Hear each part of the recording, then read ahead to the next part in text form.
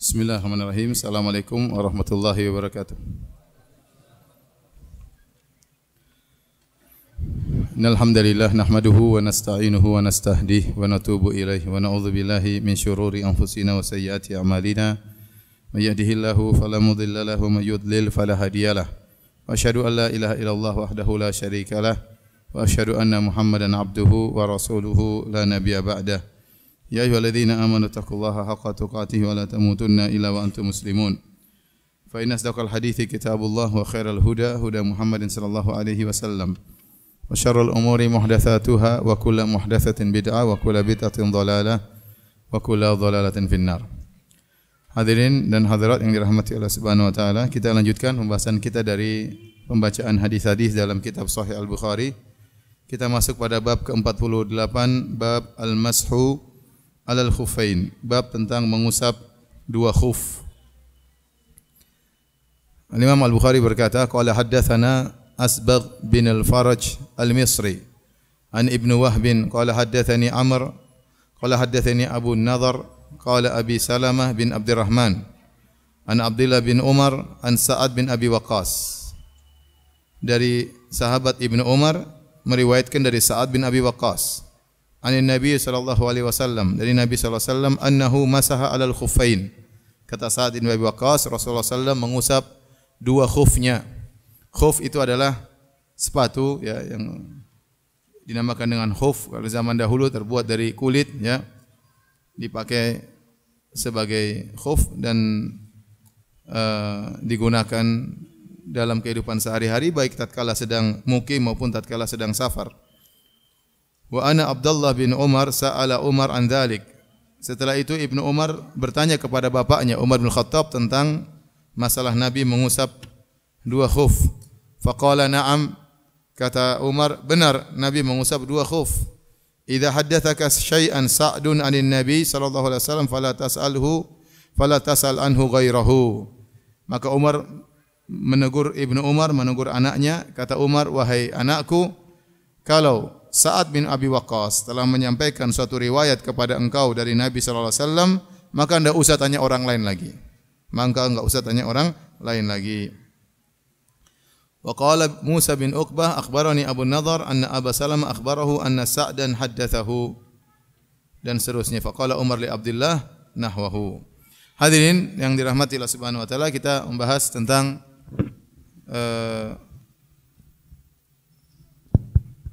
al-mashu alal khuffain, mengusap dua khuf.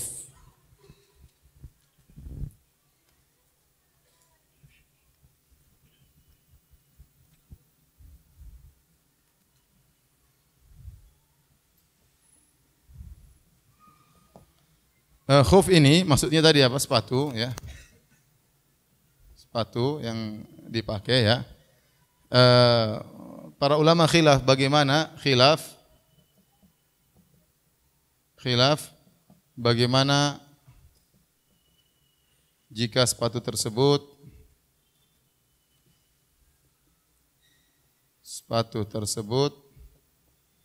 tidak menutupi dua mata kaki.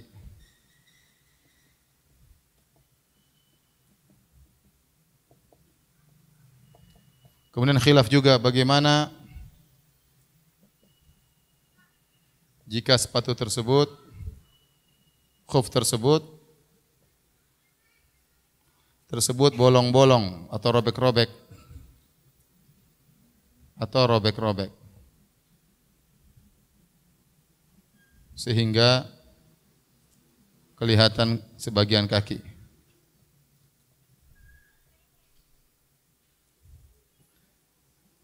Intinya sebenarnya berpendapat bahwasanya khuf hanya boleh digunakan untuk masah. Masah itu maksudnya orang tatkala berwudu, dia berwudu sebagaimana biasa, tatkala sampai di kaki sepatunya enggak usah dilepas. Cukup dia basahkan tangannya, tidak usah dia cuci diguyur 3 kali, enggak. Cukup dia jalankan tangannya di atas sepatunya.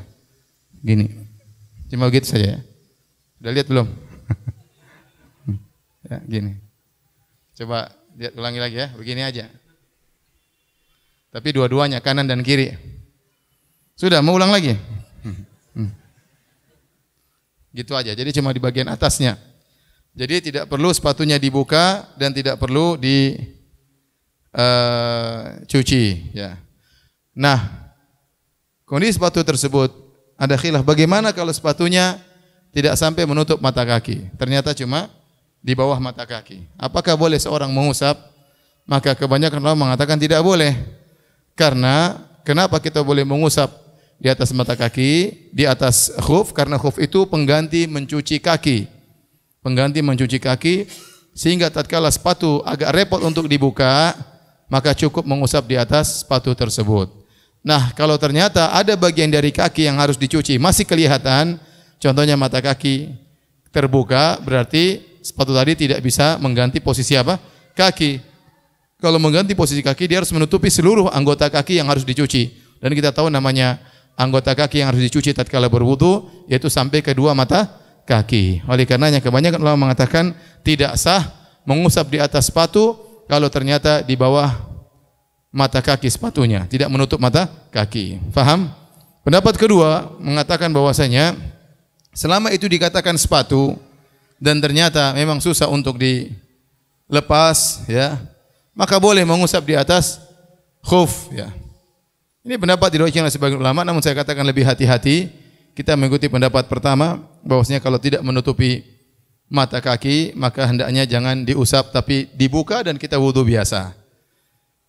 Masalah yang kedua, bagaimana jika sepatunya bolong-bolong? Bagaimana jika sepatunya bolong-bolong, ada robek-robek sehingga kelihatan kaki, ya, karena ada robekan-robekan tersebut? Apakah boleh mengusap di atas khuf sementara sepatunya ada bolong-bolongnya? Mayoritas ulama mengatakan tidak boleh, karena tadi dia tidak bisa menutupi seluruh kaki, sementara khuf adalah fungsinya mengganti kaki yang tertutup. Dan yang dirojikan oleh Syekhul Islam Ibnu Taimiyah rahimahullah taala dan pilih oleh Syekh Utsaimin bahwasanya tidak mengapa, karena selama masih dikatakan sebagai sepatu dan ilahnya kita kenapa mengusap di atas sepatu tidak disebutkan karena dia menutup kaki, tidak ada pernyataan demikian. Zahirnya, ilahnya, sebabnya kenapa kita mengusap di atas sepatu karena keringanan dari syariat. Tatkala sepatu susah untuk dibuka, ya sudah enggak usah dibuka, cukup mengusap di atas apa?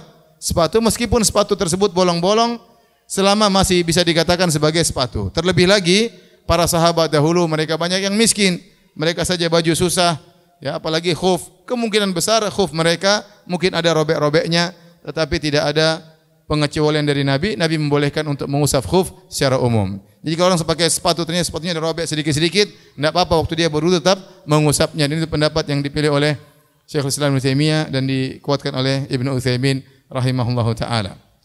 Taib. Bagaimana kalau pakai sepatu plastik? Kelihatan kakinya, kelihatan enggak? Kelihatan, tapi tertutup oleh sepatu plastik tersebut. Atau sepatu kaca. Ya. Ada orang punya sepatu kaca? Enggak ada, ya. Taruhlah kalau ada sepatu terbuat dari plastik tapi dia menutupi seluruh kaki tersebut, maka yang benar wallahu a'lam bishawab bahwa tidak mengapa. Karena tadi ilahnya adalah kenapa kita dibolehkan mengusap di atas khuf? Karena untuk memudahkan. Karena untuk memudahkan dibukanya repot, maka tidak mengapa selama dia menutup kaki kelihatan karena sepatu plastik, tembus pandang, tidak jadi masalah, kita boleh mengusap di atas sepatu tersebut, ya. Orang-orang sekarang di Madinah sering pakai khuf, terutama musim dingin, yang pakai, dan itu sangat membantu, jadi kaki menjadi hangat. Dipakai di Madinah, waktu saya ke Australia juga begitu, mereka pakai khuf. Waktu saya ke Amsterdam, musim dingin juga mereka pakai khuf, ya. Karena memang nyaman, kemudian tidak repot, ya. Kalau harus setiap berwudu buka kedinginan, ya. Apalagi keluar menuju masjid, angin menerpa, itu susah. Oleh karenanya fikih ini sangat penting bagi orang-orang yang tinggal di daerah yang ada 4 musim, ya. Kalau kita enggak terlalu perlu, ya, tetapi siapa tahu seorang berjalan misalnya jadi tentara, kemudian harus berjalan di hutan, ya dia tidak perlu buka sepatunya. Yang penting dia berwudu cuma mengusap di atasnya, ya. Baik. Mengusap 2 khuf, ya.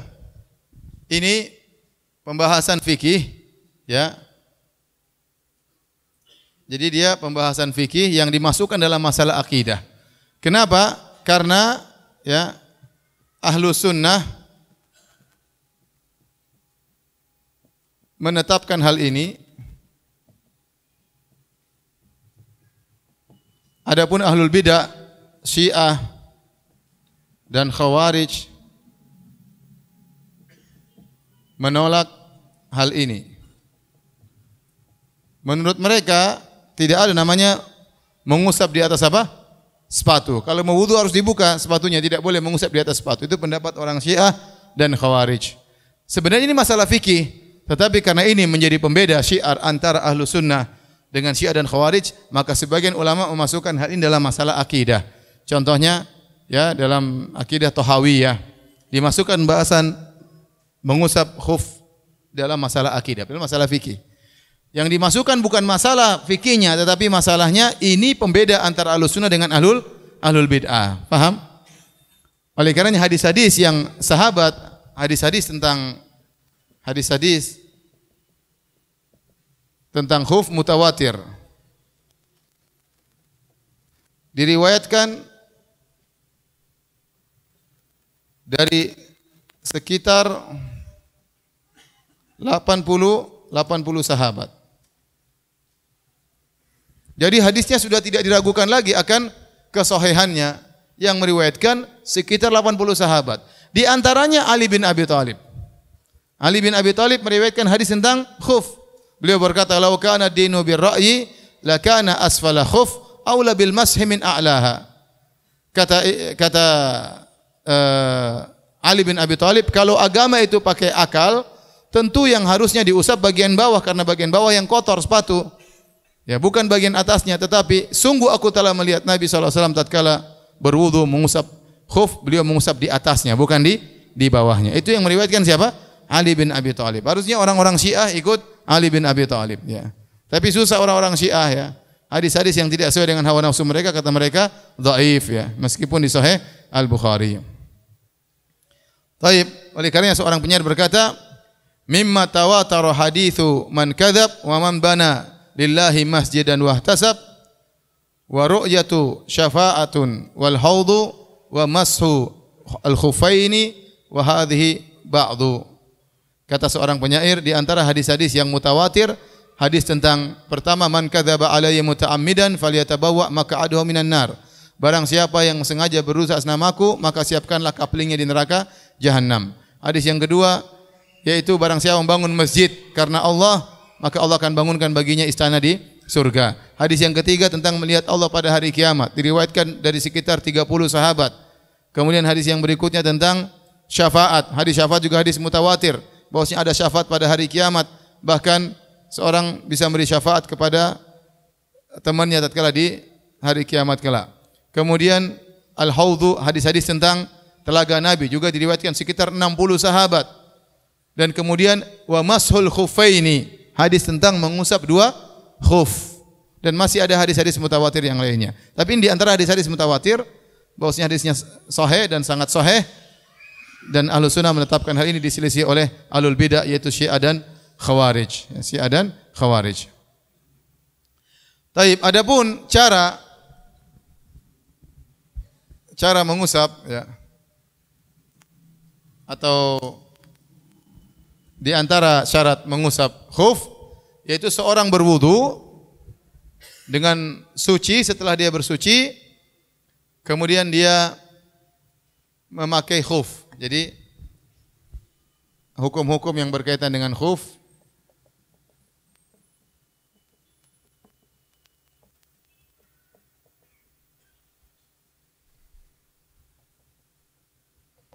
yang pertama, memakainya setelah berwudu, setelah suci, setelah bersuci. Jadi seorang kalau pakai khuf, dia berwudu dulu. Setelah berwudu, baru dia pakai khuf. Kalau baru dia boleh mengusap kalau dia batal. Setelah dia batal, dia berwudu, bagian atasnya, bagian bawah cuma diusap. Tapi kalau dia pakai dalam kondisi tidak bersuci, maka tidak boleh dia mengusap. Jadi syaratnya dia harus apa? Berwudu dulu baru dia pakai. Atau kalau dia junub, dia mandi junub dulu baru dia pakai khuf. Kemudian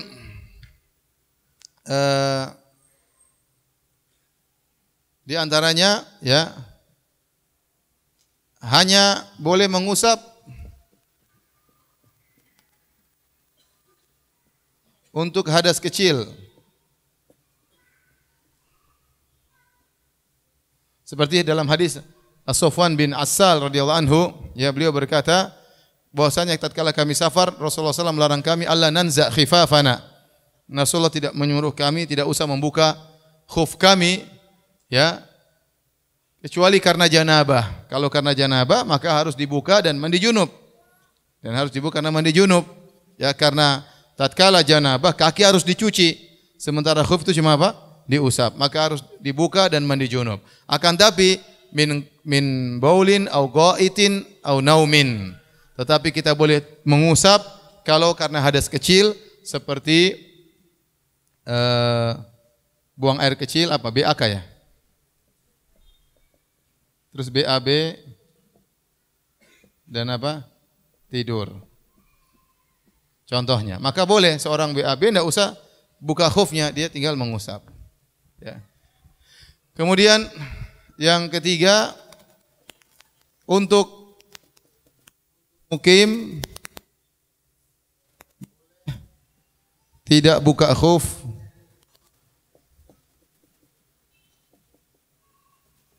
dan mengusapnya selama sehari. Sehari berapa jam? 24 apa? Jam. Kemudian untuk musafir maka selama 3 hari. Berapa jam? 72 jam. Jadi boleh seorang tidak buka khufnya selama 3 hari. Tidak ada masalah. Kecuali kalau junub dia harus buka dan dia harus mandi. Kemudian yang keempat, kapan mulai menghitungnya? Menghitung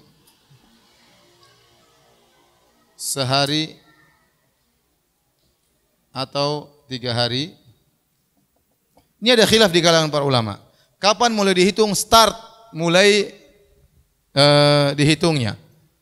Intinya ada beberapa pendapat, ada yang mengatakan hitungnya mulai tatkala pakai khuf. Ada yang mengatakan hitungnya mulai tatkala batal setelah pakai khuf. Ada yang mengatakan hitungnya setelah mengusap setelah batal. Secara umum ada beberapa pendapat khilaf ya. Ada yang mengatakan sejak pakai apa? Pakai khuf. Kedua mengatakan sejak batal setelah memakai khuf.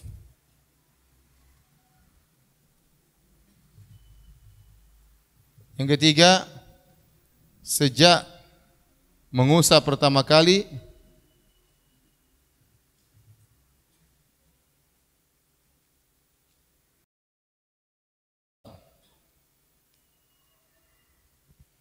yang dirujukkan oleh Syekh Utsaimin adalah pendapat ini. Bedanya bagaimana? Contoh seorang berwudu pada jam 10 pagi. Dia berwudu pada jam 10 pagi. Kemudian dia pakai khuf. Kemudian jam 11 dia batal. Kemudian tatkala mau salat zuhur jam 12 dia baru usap. Nah, kapan mulai awal dihitung untuk mengukur 24 jam atau 72 jam? Paham ya? Bisa bayangkan? Contoh permasalahan.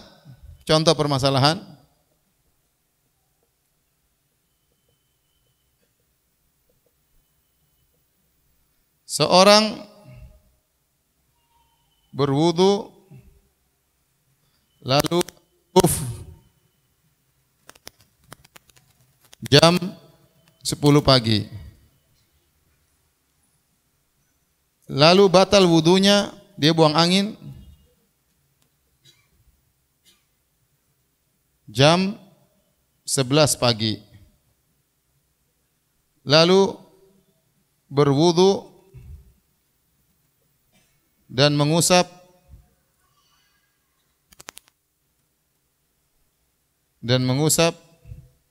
khuf untuk salat zuhur jam 12.00. Maka menurut pendapat pertama, dia harus buka khufnya, tidak boleh diusap lagi jam 10 untuk orang yang mukim, yaitu jam 10 besok hari. Faham?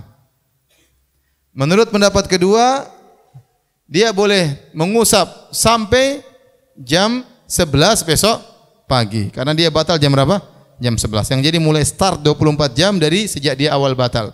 Pendapat yang ketiga, dia mulai dihitung waktunya sejak pertama kali dia mengusap. Dan tatkala dia mengusap jam 12, berarti dia boleh mengusap sampai jam 12 besoknya. Paham? Ini khilaf tidak terlalu penting antum ya. Pokoknya kalau kira-kira lepas aja. Wudu lagi pakai lagi enggak ada masalah. Kalau ragu-ragu ya. Tapi saya katakan ini fikih penting bagi orang-orang yang tinggal di daerah empat musim ya. Terutama tatkala mereka mengalami musim dingin, mereka sangat perlu untuk memakai khuf. Ini secara sederhana beberapa hukum yang perlu diketahui oleh kita semua tentang masalah khuf, dan masih ada cabang-cabang permasalahan tapi kita tidak perlu detail, ini yang penting ya.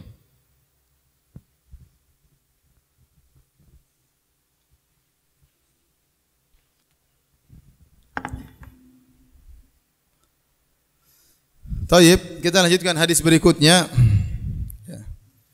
Ini di sini hadis tadi telah kita jelaskan bahwasanya Umar menegur Ibnu Umar, jangan tanya-tanya lagi kalau Sa'ad bin Abi Waqqas sudah menyampaikan hadis, kamu tidak usah tanya orang lain lagi. Dan ini merupakan tautsik, ta'dil, maksudnya Umar merekomendasi Sa'ad bin Abi Waqqas. Ini dalil bahwasanya Umar juga menerima hadis ahad.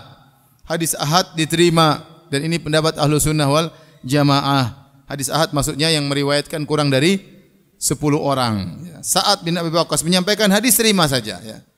Apapun dia sampaikan dari Nabi maka terima. Apalagi Sa'ad bin Abi Waqqas termasuk dari 10 orang yang dijamin masuk surga oleh Nabi sallallahu alaihi wasallam ya. Dan 10 sahabat yang dijamin masuk surga oleh Nabi sallallahu alaihi wasallam semuanya meriwayatkan tentang Nabi mengusap khuffain ya. Baik. Hadis berikutnya, hadis nomor 203. Al-Imam Al-Bukhari berkata, qala Abu Abdullah Al-Bukhari qala haddatsana Amr bin Khalid Al-Harrani qala haddatsana Laits an Yahya bin Sa'id an Sa'ad bin Ibrahim an Nafi' bin Jubair an Urwah bin Al-Mughirah an abihi Al-Mughirah bin Syu'bah. Hadis kedua diriwayatkan oleh sahabat yang bernama Al-Mughirah bin Syu'bah radhiyallahu anhu. An Rasulillah sallallahu alaihi wasallam, dari Rasulullah sallallahu alaihi wasallam, annahu kharaja li hajatihi fattaba'ahu Al-Mughirah bi idawatin fiha ma'.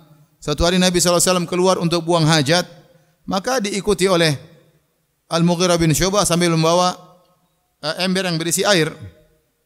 Fasabba alaihi hina faragha min hajatihi fatawadda'a wa masa al-khuffain. Maka setelah Nabi buang hajat, kemudian Nabi berwudu, tuangkan airnya oleh Al-Mughirah bin Syu'bah, kemudian Nabi pun mengusap dua khufnya tatkala berwudu ya. Ini dalil bahwasanya Nabi SAW tatkala bersafar juga memakai khuf dan dia mengusap di atas dua khufnya. Ini juga dalil bahwasanya berkhidmah terhadap para ulama ya, orang alim, maka Al-Mughirah bin Syu'bah berkhidmah kepada Nabi SAW. Kemudian kita lanjutkan hadis berikutnya. Hadis 204. Qala, berkata Imam Al-Bukhari, qala haddatsana Abu Nuaim qala haddatsana Syaiban an Yahya an Abi Salamah an Ja'far bin Amr ibn Umayyah Ad-Dhamari anna abahu akhbarahu. Itu dari Amr bin Umayyah Ad-Dhamari radhiyallahu anhu. Beliau berkata, annahu ra'a an-nabiy sallallahu alaihi wasallam yamsahu 'alal khuffain. Beliau melihat Nabi sallallahu alaihi wasallam tatkala berwudu mengusap di atas dua khufnya,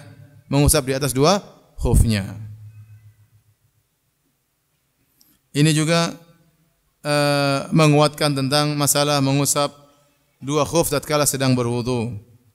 Sama hadisnya. Hadis berikutnya, qala haddatsana Abdan qala akhbarana Abdullah qala akhbarana Al-Auza'i an Yahya an Abi Salamah an Ja'far bin Amr an abihi.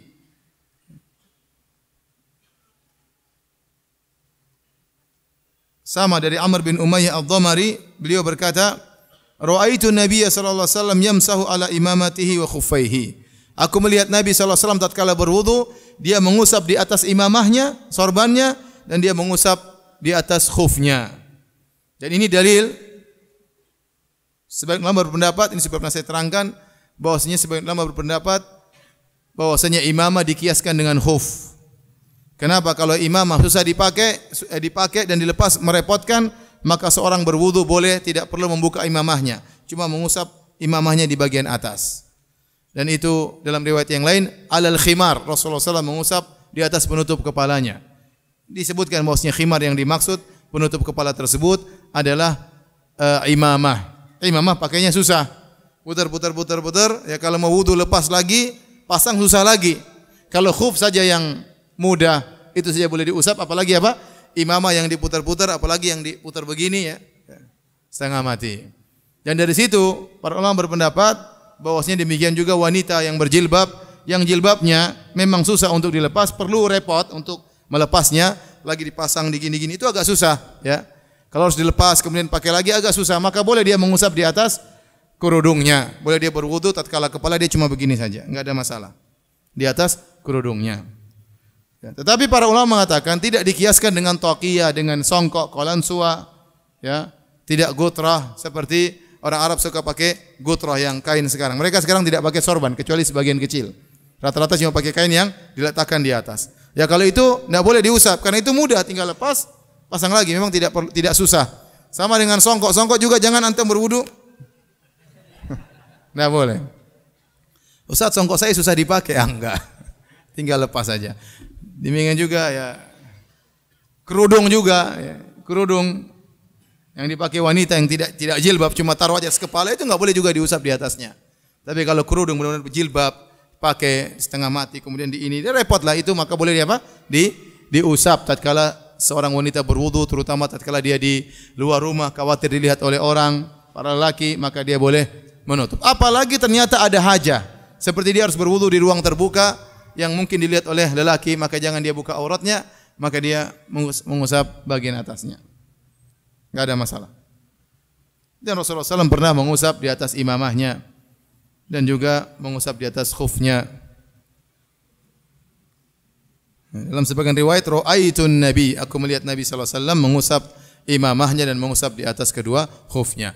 Dan demikian juga berkaitan dengan khuf atau disamakan dengan khuf adalah al-jawrabain, yaitu kaos kaki. Kaos kaki juga sama hukumnya dengan khuf. Oleh karena kalau seorang pakai kaos kaki dan kaosnya tebal dan menutup kedua mata kakinya, ya, terutama di musim dingin atau dia sedang bersafar, terutama di pesawat, ya. Di pesawat, kalau kita mau wudu, cuci kaki setengah mati. Ya. Setengah mati. Tapi kalau kita ternyata wudunya dengan mengusap khuffain atau mengusap kaos kaki mudah. Ya, karena kalau bagian atas sangat mudah. Kakinya yang setengah mati, ngangkat kaki di wastafel enggak gampang. Ya. Apalagi yang tingginya enggak seberapa, ya. Agak susah. Ya. Ya, tapi kalau ternyata dia mengusap di atas kaos kakinya mudah, tinggal di atas, tangan dibasahin, cuma diginiin aja selesai. Sekali. Bisa Pak? Sekali selesai, ya. Ini kedua kaki diginiin, selesai. Itu mempermudah. Makanya kalau kita naik pesawat, terutama perjalanan panjang, ya, terutama misalnya mau subuh, kita dalam kondisi berwudu pakai kaos kaki. Yang penting kaos kakinya menutup kedua mata kaki, ya. Nah, kalau kita mau berwudu tinggal mengusap kaos kaki, tidak perlu buka kaos kaki kemudian mencuci kedua kaki karena repot di pesawat. Baik, kita lanjutkan hadis berikutnya, bab idza adkhala rijlaihi wa huma tahiratani. Jika dia memasukkan kedua kakinya ke dalam khuf dalam kondisi suci. Al-Imam Al-Bukhari berkata, qala haddatsana Abu Nuaim, qala haddatsana Zakaria an Amir, an Urwah bin Al-Mughirah, an abihi qala, dari Al-Mughirah bin Syu'bah. Beliau berkata, kuntu ma'an Nabi sallallahu alaihi wasallam fi safarin. Aku bersama Nabi dalam safar. Dalam sebagian riwayat disebutkan itu dalam perang Tabuk. Dalam perang apa? Tabuk. Berarti ini di akhir hayat Nabi sallallahu alaihi wasallam. Karena perang Tabuk tahun 9 Hijriyah. Tahun 9 Hijriyah. Nabi sallallahu alaihi wasallam wafat tahun 11 Hijriyah. Berarti di akhir-akhir kehidupan Nabi sallallahu alaihi wasallam. Aku bersama Nabi sallallahu alaihi wasallam dalam safar, fa ahwaitu li anzi'a khuffaihi. Maka aku pun turun menundukkan badanku untuk melepas kedua kakinya. Kedua apa? Khufnya dari kakinya. Ini dalil tentang berkhidmah kepada para ulama, ya. sampai membukakan kaki Nabi, sepatu Nabi sallallahu alaihi wasallam. Faqala, waktu Al-Mughirah bin Syu'bah ingin membuka, karena dia tahu ini kebiasaan Rasulullah sallallahu alaihi wasallam, dia mengerti apa yang harus dia lakukan, dan itulah khadim yang cerdas, pembantu yang cerdas, supir yang cerdas. Dia tahu apa yang harus dia lakukan sebelum diperintahkan oleh majikan.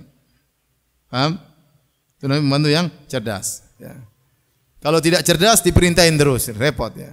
Tapi kalau cerdas, dia tahu apa yang harus dia lakukan, pekerjaannya apa, dia tahu apa yang harus dia kerjakan. Al-Mughirah bin Syu'bah tahu bahwasanya Nabi ingin berwudu, maka harus dibuka sepatunya. Tapi waktu dia ingin membuka sepatu Nabi, Nabi tegur. Kata Nabi, da'huma, biarkan, jangan dilepas. Fa inni adkhaltuhuma tahirataini. Sungguhnya aku memakai kedua khuf tersebut dalam kondisi kedua kakiku suci. Famasa alaihima, maka Nabi cukup mengusap di atas kedua khufnya, tidak dibuka dan tidak dicuci tatkala berwudu. Paham? Berarti syaratnya seorang memakai khuf harus dalam kondisi kedua kakinya apa? Suci. Ini pun ada khilaf sebenarnya. Apa yang dimaksud suci di sini? Ada yang mengatakan suci berarti maksudnya tidak ada najisnya. Ada yang mengatakan maksudnya suci dalam kondisi sudah berwudu. Dan jumhur ulama berpendapat maksudnya suci ini sudah dalam kondisi berwudu. Ini lebih hati-hati.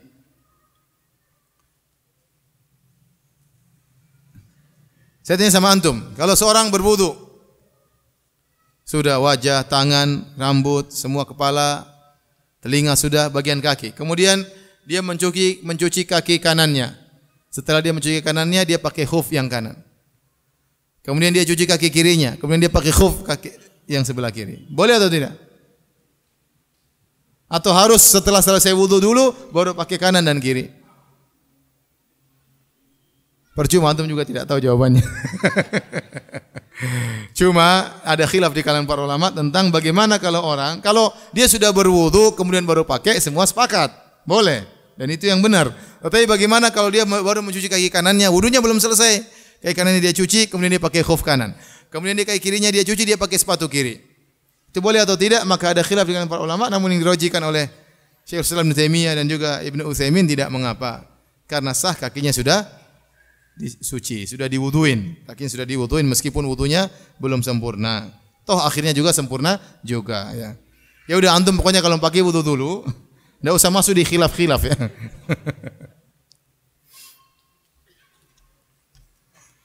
Baik, kita lanjutkan.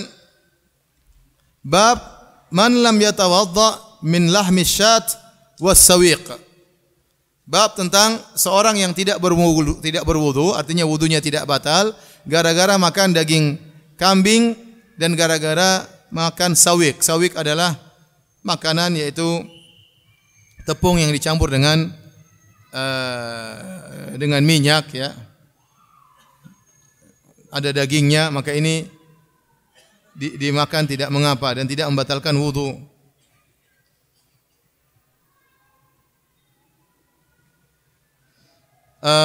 Berbeda dengan daging kambing. Kalau daging kambing, daging onta, berbeda dengan onta. Daging onta membatalkan wudu, sebagaimana dalam hadis yang sahih, mungkin akan datang suatu saat.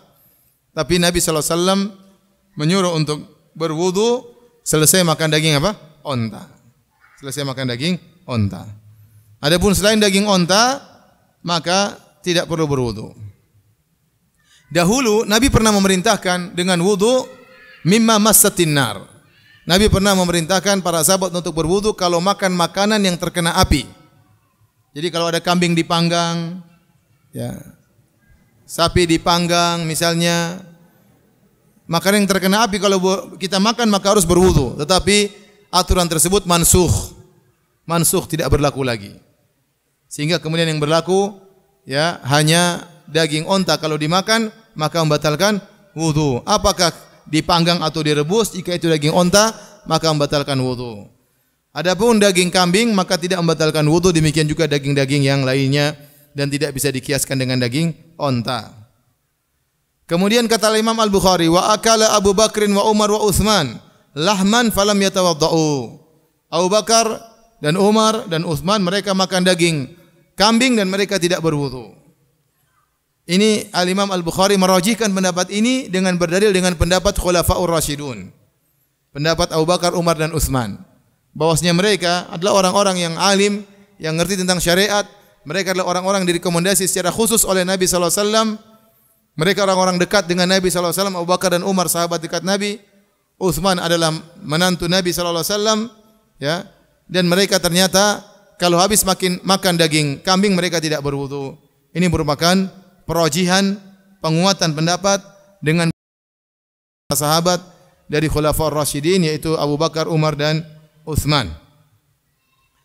Kemudian Al-Imam Al-Bukhari berkata, qala haddatsana Abdullah bin Yusuf qala akhbarana Malik an Zaid bin Aslam an Atha bin Yasar an Abdullah bin Abbas anna Nabi sallallahu alaihi wasallam akala katifa syatin thumma shalla wa lam yatawadda. Dari Ibnu Abbas radhiyallahu anhuma bahwasanya Rasulullah sallallahu makan tu apa ini? Daging apa? Pundak atau belikat? Belikat yang mana? Ini kan? Ini katif ini. Pundak ya? Ini apa namanya? Bahasa Indonesianya? Pundak ya? Bagian daging pundak kambing dimakan oleh Nabi sallallahu alaihi wasallam, kemudian Nabi salat dan Nabi tidak berwudu. Ini dalil bahwasanya makan daging kambing tidak membatalkan wudu. Sebagian orang awam menyangka kalau habis makan wudu batal. Sehingga kalau mereka habis makan, mereka wudu lagi. Jawabannya tidak batal. Kecuali tatkala Anda makan, Anda buang angin, ya berarti batal. Tetapi makannya tidak membatalkan wudu kecuali daging onta. Daging onta. Demikian juga usus onta. Ya, demikian juga gajinya onta, ya. Kalau kencing onta tidak membatalkan wudu. Cuma bikin pesing. Sama susu onta juga tidak membatalkan wudu. Yang disebut oleh Nabi adalah daging dan yang semisalnya. Oleh karenanya daging, ya kemudian usus misalnya, ya lemaknya misalnya, ini semua membatalkan wudu. Adapun air kencingnya ataupun susunya tidak membatalkan wudu jika Anda meminumnya, ya.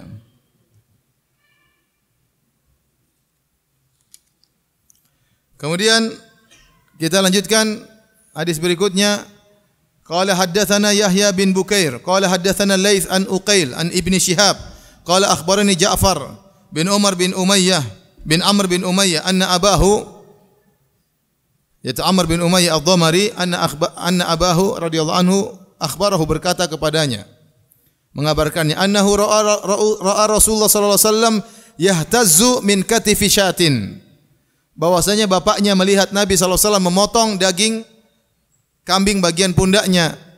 Fadu'iya ila salat, kemudian iqamat salat.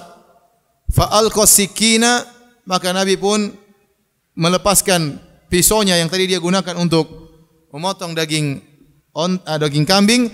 Fa shalla wa lam yatawadda, maka Nabi pun salat dan Nabi tidak berwudu. Jadi Nabi makan kambing pakai pisau, dipotong kambing dimakan.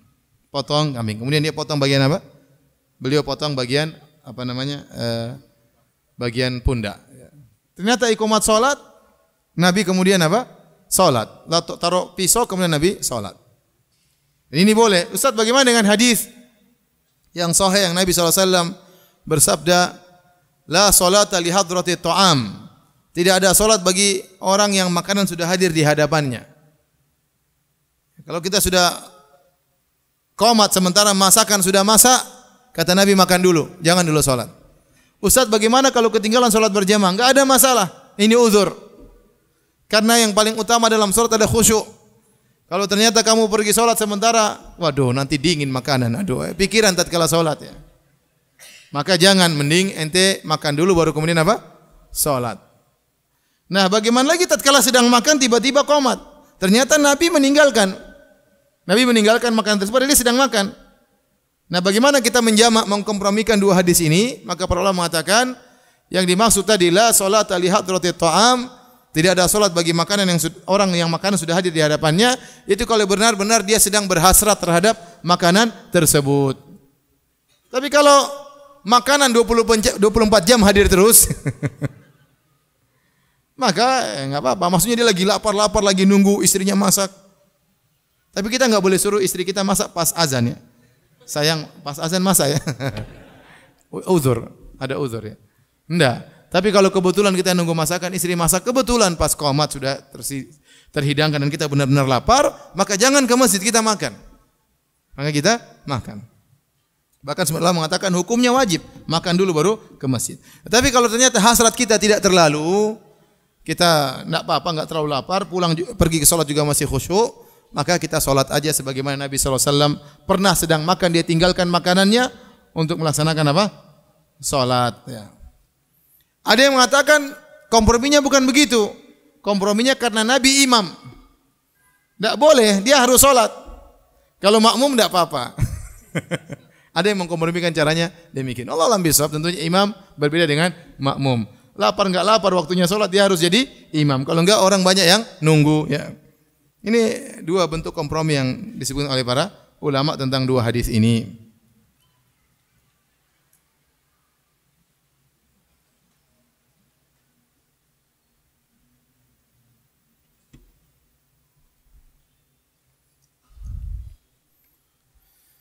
Kalau di Saudi, ya, saya sering makan, jadi daging kambing itu utuh satu begitu. Ya. Bukan cuma tinggal dapat tulangnya dan sedikit dagingnya, enggak. Tapi satu utuh gede. Ya, saya pernah diundang sama kawan saya di daerah namanya Yutama, sekitar 80 kilo dari kota Madinah, antara Madinah dengan Mekah. Saya diundang, kemudian dihidangkan kambing gede satu ekor, masya Allah. Teman saya 24 bersaudara. Kemudian kita makan, masya Allah. Dan sering saya diundang seperti itu, jadi kambingnya utuh, tinggal dipotong. Jadi memang disediain pisau atau disediain semacam yang tajam untuk apa? Motong-motong kambing tersebut. Saya ingat Nabi SAW motong pakai apa? Pisau, ya. Kalau kita ya sudah dipotong-potong, tinggal gitu ya. Jadi demikian. Kalau di Indonesia ini kita sering lihat kambing, tapi jarang makan kambing. Kalau di Saudi kita jarang lihat kambing, tapi sering makan apa? Kambing. Kemudian bab berikutnya bab man madmadha minas sawiq wa lam yatawadda.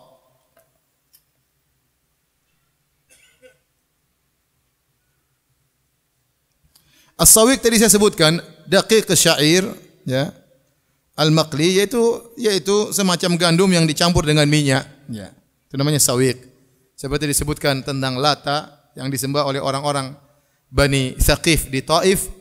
Berhala Lata kana rajulan yalitu sawiqa lil hujjaj. Lata adalah seorang laki yang saleh dahulu yang kerjaannya membuat adonan makanan dia bagi-bagikan kepada jemaah haji. Yaitu bisa jadi gandum tepung dicampur dengan minyak kemudian digoreng, bisa jadi seperti roti, seperti itu roti goreng, ya, atau dicampur kemudian dimakan, itu namanya sawiq. Ya, bisa jadi digoreng, ya. Dan barang siapa yang makan sawiq, maka dia berkumur-kumur dan tidak perlu berwudu. Ini maksud dari bab ini. Imam Al-Bukhari berkata, qala haddatsana Abdullah bin Yusuf qala akhbarana Malik an Yahya bin Sa'id an Bushair bin Yasar maula Bani Harithah anna Suwaid bin Nu'man akhbarahu annahu kharaja ma'a Rasulillah sallallahu alaihi wasallam amma Khaybar. Bahwasanya Rasulullah SAW pernah keluar bersamanya itu Suwaid bin Nu'man tatkala perang Khaybar, hatta idza kanu bis sahba, tatkala mereka tiba suatu tempat, yaitu tempat wahi adna Khaybar, dekat dengan lokasi Khaybar, fa shalal asar, maka Nabi sallallahu alaihi wasallam salat asar. Thumma da'a bil azwad falam yu'ta illa bisawiq. Kemudian Nabi sallallahu alaihi wasallam minta didatangkan bekal, kemudian didatangkan kepada Nabi sawiq. Fa amara bihi fathurriya faakala, maka Nabi merintahkan sawiq tersebut, ya, untuk dicampur dengan air supaya mudah untuk dimakan. Faakala Rasulullah SAW makan, wa akalna, dan kami juga makan. Tsumma qala ilal maghrib famat madha wa matmatna. Kemudian Nabi mau salat maghrib, Nabi berkumur-kumur, kami juga berkumur-kumur. Tsumma shalla wa lam yatawadda, maka Nabi salat dan tidak berwudu lagi. Ini dalil bahwasanya makan sawiq, makan makanan tidak membatalkan wudu, tetapi disunahkan kita berkumur-kumur. Disunahkan kita berkumur-kumur. Taib, silakan azan dulu baru kita lanjutkan. Taib, kita lanjutkan bab terakhir, ya. Sebelum bertanya jawab, bab nomor 52, bab hal yumadmid minal laban. Apakah seorang juga disunahkan berkumur-kumur setelah minum susu? Hadis nomor 211, Al-Imam Al-Bukhari berkata qala haddatsana Yahya bin Bukair wa Qutaibah qala, mereka berdua berkata qala haddatsana Al-Laits an Uqail an Ibni Syihab, itu Az-Zuhri, an Ubaidillah bin Abdullah bin Utbah an Ibni Abbas, dari Ibnu Abbas radhiyallahu anhuma, anna Rasulullah sallallahu alaihi wasallam syariba labanan famadmad. Nabi sallallahu alaihi wasallam minum susu kemudian dia berkumur-kumur. Wa qala inna lahu dasaman. Sungguhnya susu itu ada semacam minyak yang tersisa di mulut ya. Maka Nabi sallallahu alaihi wasallam kemudian berkumur-kumur. Ini secara umum dalil bahwasanya kalau seorang makan makanan yang perlu mulut itu lebih segar, maka hendaknya dia berkumur-kumur ya. Dia berkumur-kumur sehingga mulut lebih segar karena bersih ya setelah dikumur-kumurkan. Tapi insyaallah kita lanjutkan pembahasan kita pada waktu berikutnya. Pekan depan libur ya. Pekan depan libur karena saya safar. Pekan depannya lagi mungkin libur lagi ya. Karena saya masih belum pulang dari safar ya. Pekan depannya insyaallah ada ya. Jadi mungkin libur dua minggu. Taib, pertanyaan. Ustadz, mengapa ustadz sunnah jarang yang memakai imamah? Ya. Karena imamah ya atau sorban tidak ada sunnah secara khusus sorban. Nabi memakai sorban karena orang-orang Arab dahulu memakai sorban. Orang-orang Arab dahulu memakai sorban, Nabi memakai pakaian yang mereka biasa pakai ya. Jadi tidak ada dalil bahwasanya adapun hadis barang siapa yang salat pakai sorban pahalanya sekian-sekian, hadisnya dhaif. Hadisnya dhaif ya. Dan sorban itu pun tradisi yang boleh ditinggalkan. Di Arab Saudi sekarang orang sudah tidak pakai sorban, kebanyakannya tidak pakai sorban. Yang masih pakai sorban biasanya orang Sudan datang kemudian pakai sorban ya. Adapun orang Saudi rata-rata sudah enggak pakai sorban. Tradisi berubah. Sama seperti tradisi di zaman Nabi SAW pakai rida dan izar. Selendang dua belah kain. Kain di atas untuk selendang, kain di bawah untuk apa? Untuk sarung. Seperti kain umrah. Dahulu itu pakaian resmi dipakai oleh para sahabat ketika mereka kemana-mana. Ya, kalau sekarang tentu tidak. Itu hanya dipakai tatkala sedang apa? Umrah. Ya, jangan kita bilang sunnah pakai rida dan izar. Kemudian pakai rida dan izar pergi ke kantor pakai, tidak cocok ya. Zaman berubah, tradisi berubah, dan seorang berusaha berpakaian dengan pakaian yang dipakai oleh tradisi masyarakatnya, ya, selama tidak menyelisihi syariat. Ya. Kita di Indonesia orang pakai apa? Songkok. Orang pakai songkok. Oleh karenanya ustaz sunnah jarang yang pakai sorban. Terkait dengan khuf, apakah ada persyaratan khuf yang dimaksud? Misalnya harus kedap air. Anda pernah dengar hal tersebut sehingga kaos kaki tidak bisa disebut khuf. Ini tidak ada syarat seperti ini, tidak ada dalilnya. Khuf itu ilahnya, sebabnya adalah agar mudah sehingga tidak repot seorang melepas khufnya pakai lagi dan dia menutup apa namanya? Menutup kaki, maka sudah cukup dia dengan diusap. Meskipun khufnya terbuat dari kain dan banyak sepatu terbuat juga dari kain, tidak mesti dari kulit ya. Oleh karenanya para ulama mengatakan demikian juga al-jawrab, demikian juga kaos kaki, maka boleh seorang mengusap di atasnya. Ustaz, ketika kita memakai jilbab, kemudian kita ingin mengusap di atas jilbab, bagaimana cara mengusap telinga? Ya tidak usah mengusap telinga. Mengusap telinga hukumnya apa? Sunnah. Tidak mengapa, maka kita cukup mengusap di atas jilbab. Kalau kita di rumah, kita lepas enggak ada masalah ya. Tapi maksud saya terutama tatkala seorang wanita sedang dalam perjalanan, kalau dia harus lepas jilbab pakai lagi repot. Ya, baik dalam kamar mandi, apalagi di luar kamar mandi, wudunya dilihat oleh banyak orang. Ustaz, kalau wudu mengusap khuf pas salat dibuka atau tidak? Ataukah boleh salat pakai khuf? Iya, jawabannya boleh. Dahulu salat pakai khuf adalah sunnah Nabi SAW. Kata Nabi, sallu fi khifafikum. Salatlah kalian atau ala khifafikum. Salatlah kalian pakai khuf kalian, pakai sepatu kalian, dan itu disuruh oleh Nabi SAW. Namun sekarang untuk menerapkan hal ini agak susah karena masjid biasanya ada karpetnya. Ya, dahulu di masjid-masjid di zaman Nabi SAW berupa tanah sehingga orang pakai khuf enggak ada masalah. Salat pakai sepatu, salat pakai sendal enggak ada masalah ya. Tapi kalau zaman sekarang orang pakai khuf kemudian masuk di karpet, bisa mengotori karpet dan kita tidak boleh mengganggu orang lain.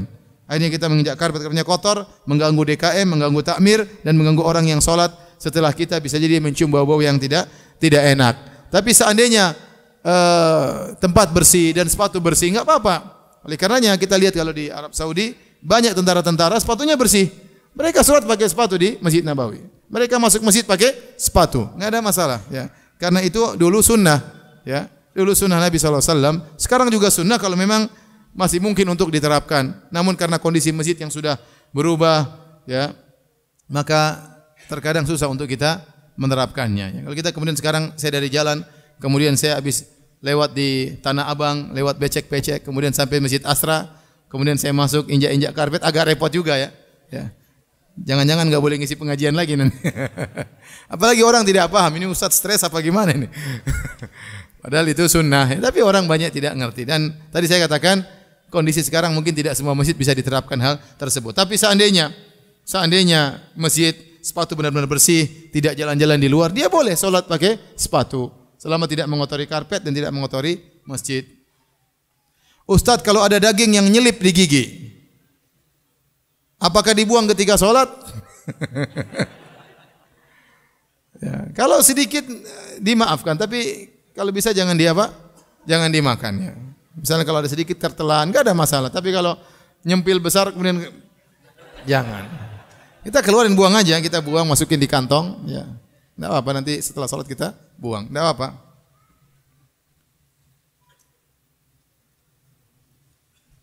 Ustadz, bagaimana tips agar terhindar dari riya? Saya tidak tahu tips yang terbaik kecuali seperti menyembunyikan amal soleh. Seorang kalau mau menyembunyikan amal solehnya, maka dia telah menutup banyak pintu-pintu yang membuka riyanya. Zaman sekarang ini zaman orang untuk share amal soleh. Betapa sering orang men-share amal solehnya, ya. Ya, banyak sarana untuk apa? Untuk riya. Dia umrah dia share, dia haji dia share amal solehnya, dia berbakti kepada orang tua dia share, ya dia dakwah ke sana sini dia share terkadang. Ya kalau YouTube enggak ada masalah. Terkadang dia pergi ke hutan ini, ke hutan lindung dia share. Kemana-mana dia share, itu kita khawatir aja ya, khawatir aja. Ingat, kita enggak boleh nuduh orang riya. Mau orang itu kayak apapun kita enggak boleh nuduh. Tapi untuk kita jangan kita seperti itu, hati-hati. Karena membuka pintu-pintu share amal soleh itu sangat membuka pintu riya. Kita tidak tahu tiba-tiba kita sedang riya tanpa kita sadari. Ya. Ustadz, bagaimana menanggapi istri yang suka negatif kepada suami? Buat dia jadi positif ya. Buat jadi positif. Gimana caranya ya, kita nasihati dia, kita lebih baik kepada istri. Jangan bikin hal-hal yang mencurigakan sehingga suami istri tidak apa? Tidak negatif. Dan asalnya seorang suami istri tidak boleh negatif thinking, tidak boleh suudzon. Hukumnya haram suudzon, tidak boleh. Kalau sama orang lain hukumnya haram suudzon, apalagi kepada suami istri, apalagi suami istri. Segala hal yang bisa menimbulkan suudzon maka hendaknya dia hindari. Ya. Di rumah tangga tidak boleh dibangun di atas suudzon. Berbaik sangka antara suami dan istri. Ya. Kalau rumah tangga dibangun di atas suudzon, ini rumah tangga yang penuh penderitaan. Ya. Apalagi istrinya negatif terus pemikirannya. Tiba-tiba jadi detektif ya. Kalau suaminya pulang terlambat sedikit, kamu dari mana mas? Kok telat? Ayo kemana mas? Tadi kamu jalan sama siapa? Sudah negatif ya pikirannya. Kalau masnya pulang cepat, kamu kenapa pulang cepat? Ada apa? Kalau suaminya kasih uang belanja lebih daripada biasanya ke mas, ini kenapa lebih banyak mas? Kamu pasti ada maunya, pasti ada sesuatu. Jadi semua perbuatan apa? Suaminya salah. Ini tidak boleh seperti ini. Bagaimana hidup rumah tangga seperti ini? Penuh dengan apa? Suudzon. Ya. Kalau ada sesuatu yang benar-benar mencurigakan, datang bicara baik-baik, mas. Saya lihat seperti kamu tadi begini, ada apa mas? Oh kayak kau saya enggak tenang, tolong ceritakan mas. Hilangkan keraguanku. Enggak apa-apa, sesekali. Tapi kalau tiap hari kehidupan seperti itu, curiga terus. Telepon suami enggak jawab-jawab, ada apa nih suami ini? Ini pasti ada sama cewek. Pasti pikiran macam-macam. Dia capek, suaminya lebih capek lagi. Dia menderita, suaminya juga menderita, sama-sama menderita. Rumah tangga jangan dibangun di atas suudzon. Seorang berbuat baik kepada istrinya, tunjukkan dia melakukan hal kebajikan sehingga istrinya tidak suudzon kepadanya. Ustadz, bagaimana hukumnya tunggakan bayaran di sekolah?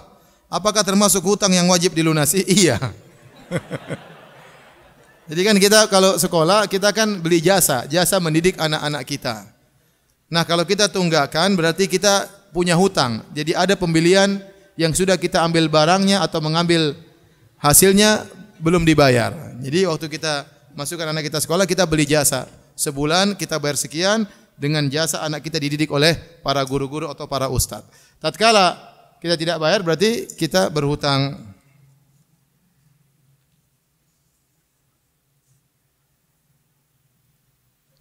Ustadz, ana mau tanya, jika kesiangan salat subuh, apakah harus salat sunnah qabliyah subuh terlebih dahulu? Salat sunnah qabliyah subuh tidak wajib. Ya. Apakah ketiduran atau tidak ketiduran, apakah waktunya tidak waktunya, hukumnya tidak wajib. Tetapi seorang berusaha untuk mengerjakannya. Kata Nabi, raqatul fajri khairum minad dunya wa fiha. 2 rakaat sebelum subuh lebih baik daripada dunia dan seisinya. Lebih baik daripada dunia dan seisinya. Ya. Ya. Dan kalau seorang terlambat bangun, misalnya dia bangun jam 7, tidak mengapa dia salat qabliyah dulu, baru kemudian dia salat apa? Subuh. Dan itu yang pernah dilakukan oleh Nabi sallallahu alaihi wasallam ya. Jadi tidak mengapa dia qabliyah dulu meskipun telat. Ustaz, apakah ada perbedaan antara sujud laki-laki dengan wanita saat menghamparkan kedua telapak tangan? Ini ada pendapat sebagian ulama bahwasanya kalau wanita laki-laki sujud kalau dia salat sendiri begini. Jadi sebagaimana sunnah Nabi dijarakkan, dibuka ya, tidak nempel gini. Adapun wanita dikatakan sujudnya begini. Supaya apa? Supaya auratnya lebih tertutup, ya, bentuk tubuhnya tidak kelihatan. Ini pendapat sebagian ulama. Tetapi yang benar, asal hukum antara laki dan wanita tidak ada bedanya. An-nisa syaqaiqur rijal. Apa yang berlaku bagi lelaki sama berlaku bagi wanita sampai ada dalil yang membedakannya. Terlebih lagi kalau ternyata wanita tersebut salat di areal mushola wanita. Apalagi kalau dia salat sendiri tidak ada yang melihat. Kita katakan boleh wanita salat begini terutama kalau dilihat para lelaki banyak, dilihat oleh orang banyak. Maka mungkin dia salatnya begini, jangan dibuka. Tapi kalau dia salat di mushola wanita atau dia salat di rumah, maka dia salat seperti lelaki, tidak mengapa dibuka. Tidak ada bedanya laki-laki dan wanita sampai ada dalil yang membedakannya dan tidak ada dalil yang membedakannya. Tapi demikian saja kajian kita, kurang lebih mohon maaf. Subhanakallah bihamdik asyhadu alla ilaha illa anta astaghfiruka wa atubu ilaik. Assalamualaikum warahmatullahi wabarakatuh.